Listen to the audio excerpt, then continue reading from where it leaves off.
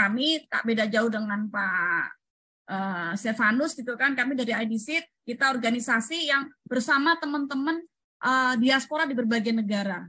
Yang memang khususnya kalau saya kan memang 10 tahun saya di Amerika, jadi attachment dengan Amerika itu memang sangat lekat, bagaimana kita bisa ekspor produk kita ke Amerika, tapi teman-teman di berbagai negara ini di Indonesia diaspora itu pun juga sangat tersebar di berbagai negara. Tadi ada Singapura, ada Malaysia, kemudian ada juga di Korea, di Jepang, di Australia, apalagi sekarang Australia sama Indonesia sudah IACP-nya sudah di jalan ya, di 0% masuk Australia, belum lagi di Saudi, belum lagi ada di negara-negara Timur Tengah yang lain, negara-negara Eropa. Jadi sebenarnya total itu ada 8 juta diaspora kita tersebar di berbagai negara.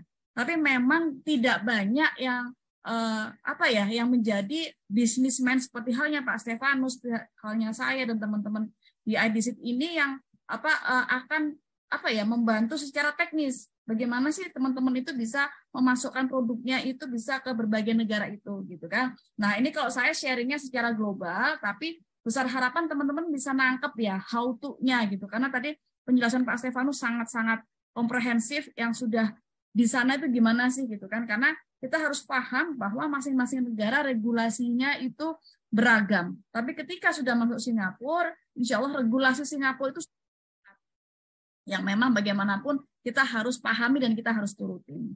Nah, kita juga peran kami di IDSIT itu seperti tadi disampaikan oleh Pak, tidak jauh dari Pak Stefanus, kita jadi hub dan fasilitator sinergi program. Jadi kadang teman-teman nggak perlu teman-teman yang rame-rame katakanlah ke Amerika atau ke Australia gitu kan, tapi dengan berbagai program sekarang berbagai program di pemerintah banyak tuh, ada di Dinas, ada di Bank Indonesia, ada di BUMN gitu kan, untuk program ekspor misalnya atau program pameran misalnya, itu manfaatkan teman-teman.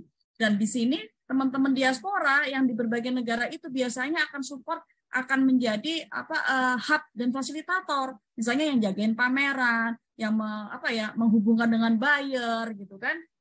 Kita juga menjadi market and trend observer, misalnya tren di Singapura sekarang apa sih yang disukai, atau tren di Amerika sekarang apa sih yang disukai. Hal-hal itu yang dipahami teman-teman. Kalau tidak sesuai tren nanti sayangnya mubazir juga gitu kan, karena gimana pun juga tren itu penting diikuti, jangan sampai teman-teman bikin sesuatu yang tidak ada demand, tidak sesuai tren atau tidak ada kebutuhannya gitu kan. Nah, kemudian juga seperti halnya saya dan Pak Stefanus, kita juga mempunyai agregator, konsolidator, karena ekspor kalau untuk UMKM lebih baik berjalan bersama. Supaya apa? Supaya kita bisa menangani semua regulasi, biaya shipment gitu kan. Kami juga sekarang sudah mulai rutin setahun sekali, contohnya nih ya, setahun sekali untuk ekspor bersama ke pasar Perancis untuk produk-produk home decor, fashion yang ringan-ringan kayak gitu-gitu. Jadi apa sih kita usahakan kita bisa menyentuh semua teman-teman UMKM supaya produknya bisa ditampilkan ke berbagai negara. Oke, nah ini juga goals kami, kita pengen banget nih UMKM kita itu bisa mempunyai standar internasional. Karena nanti akan saya jelaskan lagi bahwa PR kita nih UMKM ini adalah di sisi standarisasi dan sertifikasi internasional. Mungkin produknya bagus gitu kan, tapi ketika tidak standar internasional itu sayang sekali akhirnya tidak terserap. Mungkin yang akan konsumsi cuma teman-teman diaspora aja gitu kan, tapi nggak bisa masuk perluas ke pasar yang lebih besar. Nah itu kan sayang, padahal kita pengennya bersaing. Padahal produk kita nggak kalah sebenarnya dengan Vietnam, dengan Thailand, dengan Filipina, tapi produk mereka lebih banyak membanjiri pasar-pasar dunia daripada produk kita. Nah tentu saja kita pengen mengenalkan, itu introduce gitu kan produk-produk kita ke pasar internasional, nggak pasar diaspora aja. Juga memperluas pasar ketika mungkin saya sudah masuk Singapura, Mbak Ira gitu, pengen dong masuk ke pasar Jepang atau masuk pasar Saudi atau Amerika. Nah itu juga harus memiliki kapasitas dan kontinuitas yang berlanjut supaya ketika ada order nih, nggak kayak tadi saya sempat cerita kan pengalaman awal tadi, pesennya 10.000 pieces yang datang cuma 2.000 pieces, jangan sampai kayak gitu. Nah tentunya dengan adanya kami ada Pak Stefanus, ada saya dan teman-teman yang lain, diaspora yang lain, kita establishing networking kita, relasi kita ke berbagai negara supaya kita mendapatkan update apa sekarang yang kita bisa support di negara-negara tujuan ekspor. Nah ini beberapa kegiatan kami memfasilitasi teman-teman ekspor ke berbagai negara, kemudian ini juga pendampingan ketika pameran. Kadang kan, aduh kalau ke Amerika jauh banget gitu kan. Jangankan ke Amerika, kadang ke Singapura aja daripada susah-susah kan ada Pak Stefanus tuh. Pak Stefanus, saya mau ikutan pameran ini bisa nggak tolong Bapak yang menjadi representatif kami misalnya. Nah itu contoh kolaborasi antara diaspora dan teman-teman UMKM. Bahkan harusnya sih bukan UMKM individual, tapi pendamping ini menjadi kayak hub antar UMKM kan. Ini kan pendamping ini kan ada apalagi pendamping ada di berbagai daerah kan, misalnya pendamping Sumbar misalnya menjadi hub untuk UMKM Sumatera Barat, pendamping hub yang untuk Minahasa, mungkin teman-teman UKM Minahasa dikoordinir oleh pendampingnya, karena pendamping inilah yang memang fokus untuk memastikan produk-produk UMKM binaannya itu sudah layak, sudah bisa ekspor sesuai dengan regulasi negara tujuan ekspor. Nah, ini kami juga punya rekanan trading house atau warehouse di berbagai negara gitu kan. Kami ada di Belgium, ada di Turki. Kebetulan memang saya bikin perusahaan ada di Amerika, ada di Turki, dan tentunya di Indonesia. Nah, kemarin ini mulai rame nih, ayo Prancis yuk kita bikin konsolidasi juga nih yang perusahaan yang memang menampung produk-produk ya biar lebih banyak lagi gitu kan. Tapi sementara kami sudah ada di Belgium, Turki, Australia, Jerman, US, dan Malaysia. Jadi ini bisa teman-teman manfaatkan sebagai pendamping, itu menjadi hubnya UMKM. Jadi kami nih yang di luar negeri tinggal enak aja untuk mengkoordinasikan gitu loh. Jadi nggak perlu satu-satu UMKM-nya yang bersama kami, tapi cukup hub pendampingnya. Ya pendamping ini kan nanti kan bisa menjadi bagian dari tim, bisa menjadi QC, bisa menjadi part of the team yang mendapatkan benefit juga gitu kan, bisa jadi eksportirnya kah, agregatornya juga kah gitu kan, supaya teman-teman UMKM juga dapat lebih tertata. Nah, ini beberapa pendampingan pameran yang kami lakukan untuk berbagai pasar. Kalau ini saya di Amerika ya, untuk Fancy Food Show, untuk Specialty Coffee Expo gitu kan. Nah, di sini contohnya di Amerika, produk-produk yang masuk Amerika harus sudah ada HACCP. Kalau kita mau masuk ke pasar retail modernnya Amerika. Karena kadang kita nggak paham nih kalau misalnya disangkanya PIRT aja cukup. Atau saya udah punya BPOM, Bu. Nah, kalau BPOM kan hanya izin edar di dalam negeri. Tapi kalau untuk keluar negeri harus ikut sesuai dengan negara tujuan ekspor. Katakanlah di Amerika ya harus ada FDA. Ketika misalnya ada di Saudi, ya harus ada SFDA. Jadi memang fungsinya kami di diaspora itu untuk mengadvokasi regulasi apa aja sih yang ada di berbagai negara. Tadi contoh yang konkret tadi dengan Pak Stefanus sudah menggambarkan tuh. Kalau masuk ke Singapura harus A, B, C, D yang dipenuhi. Karena apa? Kalau nggak ada tertib administrasi punya sertifikasinya, nanti juga barang kita juga akan di-recall juga, nggak boleh beredar di negara tujuan ekspor. Nah, ini kan tadi sudah disampaikan mungkin di awal tema ini bahwa negara kita Indonesia itu sayangnya di ASEAN sendiri aja kita masih kalah gitu kan. Ini Singapura udah leading ya, ini di luar Singapura ya, Malaysia, Thailand, Filipina, Vietnam, Indonesia nomor 5, 6. Sayang kan, padahal ASEAN tuh udah 10 negara loh, kita kok bisa 5 besar aja, kita aja susah gitu kan. Nah, ini karena apa? Produk kita tidak berdaya saing. Ini karena tantangannya 5K ya. Kualitas, kuantitas, kemudian kapasitas produksi, kontinuitas bahan baku dan kemasan, serta standarisasi dan sertifikasi di 5K2S ini yang sayangnya memang harus lebih baik ditingkatkan lagi dari UMKM Indonesia. Tanpa itu kita nggak bisa juga untuk masuk secara masif, secara ekspor benar. Kadang kalau just tip, atau kan banyak nih just tip nih ke Turki atau misalnya just tip nih kita ke Jepang misalnya, sayang sekali kok just tip kan tidak dianggap sebagai ekspor, tapi barang bawaan dan itu tidak masuk ke sebagai devisa negara gitu kan. Jadi memang sebaiknya teman-teman kalau memang sudah berniat memang untuk going global, minimal penuhi standar supaya produk bisa jangan jauh-jauh deh masuk Singapura aja dulu bisa berdaya saing. Nah, ini beberapa mitos dan beberapa mindset dan mitos perihal UMKM gitu kan. Kalau untuk ekspor itu kelihatannya mudah, cari buyer aja gitu kan, nggak usah yang lain-lain. Padahal persoalannya itu bukan di buyer itu banyak, percaya deh teman-teman, buyer itu banyak banget gitu kan. Tapi yang susah ketika kita ketemu buyer adalah bagaimana produk kita dapat diterima oleh buyer. Jadi jangan apa-apa cari buyer, apa-apa ujungnya cari buyer.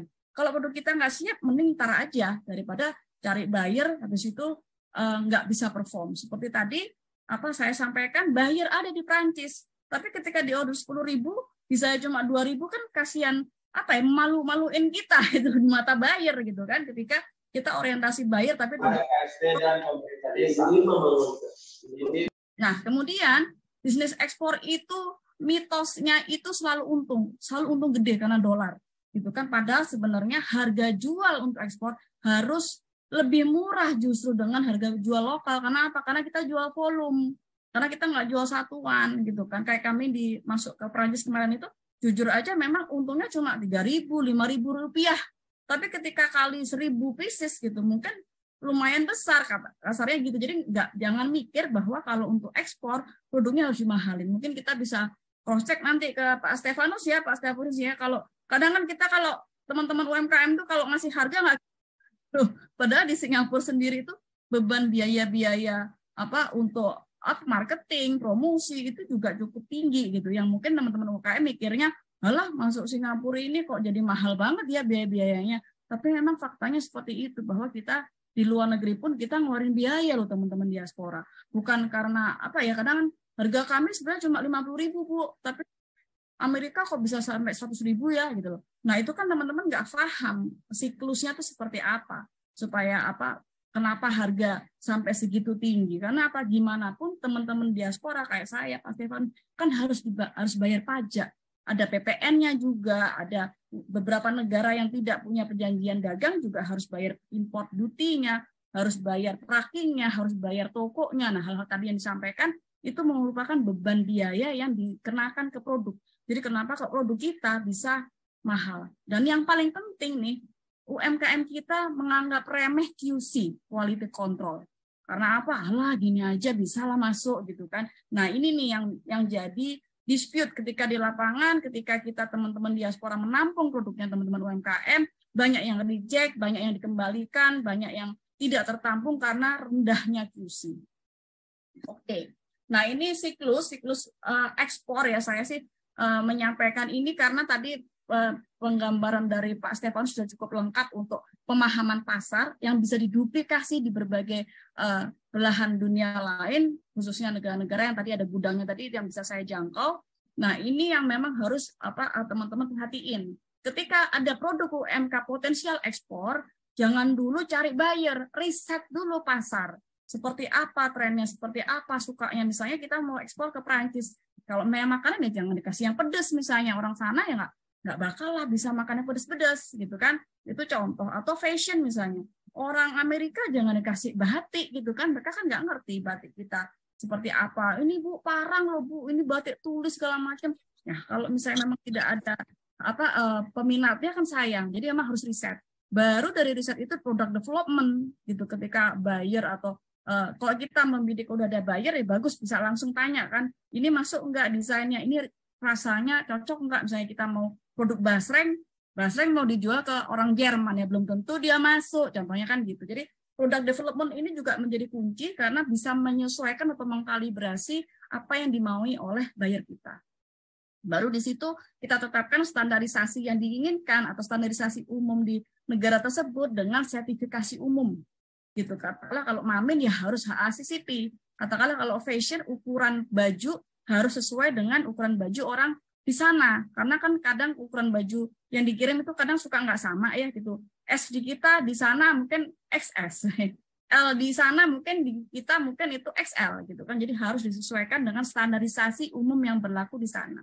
Baru di situ udah beres nih urusan produk, baru dipromokan. Baru kita main sosmed kita, baru kita mau mitra cari buyer lah ketika produksi sudah settled untuk dijual.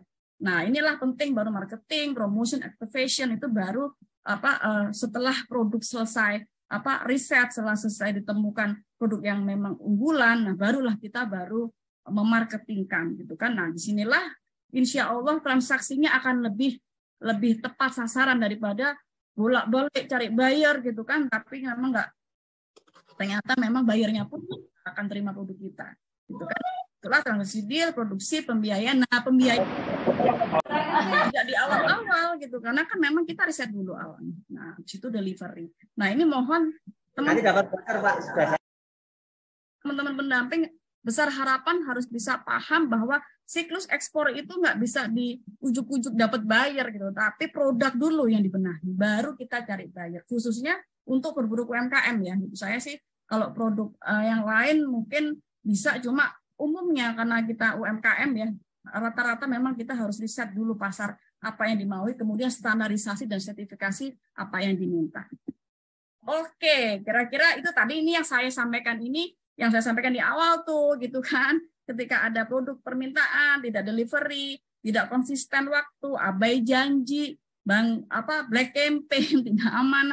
Ini nih. Jadi kami itu kemarin kayak misalnya produk kipas aja, kita butuh 5.000 pieces, sudah dibayar separohnya, tapi dia setor delivery-nya cuma sepertiganya.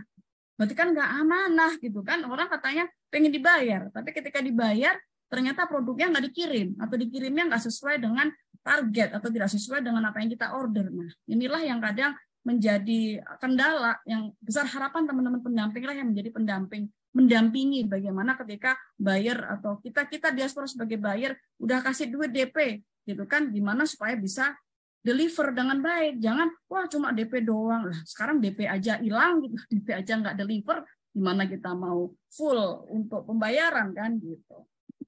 Oke, nah ini potensi produk UKM ya kita ngomongnya ya, ekspor dari Indonesia. Ada berbagai macam yang dari teman-teman UMKM itu bisa diekspor loh ke sana. Kita nggak ngomong-ngomongin bahan apa ya, material yang besar-besar lah, tapi hal-hal inilah yang kira-kira bisa diterima. Ada kopi, teh, rempah, produk olahan kelapa, kakao, produk perikanan, kemudian juga ada aneka snacks, yang tadi ada chips lah, ada aneka chips atau aneka keripik, ada cookies, egg roll, dan segala macam itu masuk semua ini bisa untuk diekspor, tapi memang harus dipenuhi standarisasi dan sertifikasinya. Kemudian juga produk non-foodnya ada produk fashion, aksesoris, craft, home goods atau home decor juga. Cuma lagi-lagi standarisasi harus dipenuhi.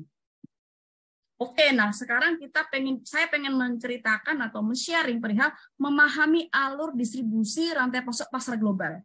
Supaya teman-teman paham kenapa kok di sini harganya 100.000, di negara tujuan ekspor dijualnya kok harganya bisa 500.000 ya gitu kan. Karena kita harus tahu nih, harus paham apa sih urutannya, harus paham rantai pasoknya itu apa aja. Gitu. Nggak bisa kita katakanlah kita produsen gitu kan. Nah, habis itu tahu-tahu langsung ketemu sama manufacturer gitu kan, maunya harganya melangkahi harga eksportir, harga importir. Nah, itu almost impossible. Karena bagaimanapun di dunia bisnis non UMKM pun siklus seperti ini itu juga terjadi gitu. Ini contoh untuk raw material. Akan lebih singkat, dari petani biasanya disatukan atau dikonsolidasi di pengumpul atau di agregator lokal yang kemudian diekspor. Diekspor di negara tujuan ekspornya kan ada importirnya juga di sana. Nah, baru kemudian masuk ke industrinya, manufacturnya. Nah, yang biasanya teman-teman temui di sini itu mau bayar bule, bayar Arab, bayar Jepang, itu belum tentu mereka orang yang langsung pabrikannya atau pemilik industrinya, bukan. Tapi mereka adalah buying agent. Mereka adalah importer, buying agent atau distributor. Jadi jangan anti sama teman, wah dia buyer tapi dia orang keberapa, jangan anti begitu. Karena memang faktanya masing-masing itu industri itu kayak di sini kayak ada KBLI-nya ya, itu masing-masing katakanlah industri itu belum tentu dia punya izin import misalnya. Industri itu belum tentu dia punya izin distribusi. Jadi masing-masing punya peran. Nah, di sini teman-teman harap tahu bahwa siklusnya seperti itu. Sekarang sedang digalakkan kita ekspor langsung, ngambil sourcing dari petani atau nelayan. Nah, ini yang jadi kacau karena apa? Kalau petani sudah diminta juga harus cari buyer, biasanya produksinya itu jadi kacau. Jadi produsen, petani sebaiknya sudahlah di tempat mereka saja gitu kan, untuk menghasilkan produk sebaik-baiknya supaya dapat diekspor dengan tidak cacat. Nah, packing house agregator itu fungsinya menjadi QC atau teman-teman ini bisa diperan di agregator lokal, bisa menjadi hub gitu kan. Cuma memang harus paham bahwa harga pun nggak bisa terlalu banyak naik. Yang menjadi masalah ketika, aduh kok di pengumpul nanti harganya tinggi gitu. Enggak juga, asal kita sepakati bahwa memang cost memang ada. Cost memang terjadi, tapi memang teman-teman harus paham bahwa produk tersebut juga nggak bisa terlalu mahal. Paham ya kalau ini yang untuk raw material. Nah, kalau ini akan lebih panjang lagi untuk produk jadi. Produk yang end product yang akan dijual atau ditujukan seperti tadi itu ke snack, misalnya ke pasar retail modern seperti tadi Pak Stefanus menyampaikan, saya mau jual ke supermarket. Nah, ini alurnya lebih panjang. Memang iya, dan ini memang apa ya, siklusnya memang jangankan untuk ekspor ya, untuk lokal aja biasanya produsen diambil oleh distributor ada agency ada retailer, baru retailer besar. Jadi memang siklusnya memang panjang, dan masing-masing langkah ini mereka juga berbiaya. Berbiaya apa? Pajaknya yang harus dibebankan. Nah, di sini kadang kita nggak paham bahwa kenapa kok rantai pasoknya begitu tinggi, begitu panjang. Ya memang siklus bisnis memang rata-rata seperti itu. Gitu kan, importer bagus kalau distributor mempunyai license impor. Tapi di beberapa negara peran distributor belum tentu berperan sebagai importer. Peran retailer dia belum tentu berperan sebagai importer. Jadi kenapa kok jenjangnya cukup panjang, karena memang siklus bisnis pada umumnya seperti itu. Nah, kalau yang paling singkat memang ini jalur distribusi langsung ke konsumen. Ya kan, jadi dari produsen kemudian ke konsumen akhir di platform digital. Tapi resikonya apa? Dibelinya cuma 1-2 biji, dikit-dikit gitu kan. Enggak yang beli seperti ini. Kalau di sini biasanya udah wholesale, udah beli berapa karton, ada MOQ-nya misalnya. Apalagi yang ini itu udah mainan kontainer. Gitu. Jadi teman-teman harus paham mau bidik di pasar mana. Kalau memang puas dengan ekspor cuma 2-3 biji atau 1 karton aja cukup, ya udah main di platform digital aja gitu kan. Kecuali memang komoditi kalau platform digital seperti Alibaba itu udah cukup bagus untuk besar-besar gitu kan. Nah, kalau Amazon itu jauh. Jadi kadang kalau pakai platform digital gitu, apakah ongkirnya sesuai nggak, imbang nggak dengan harga produknya.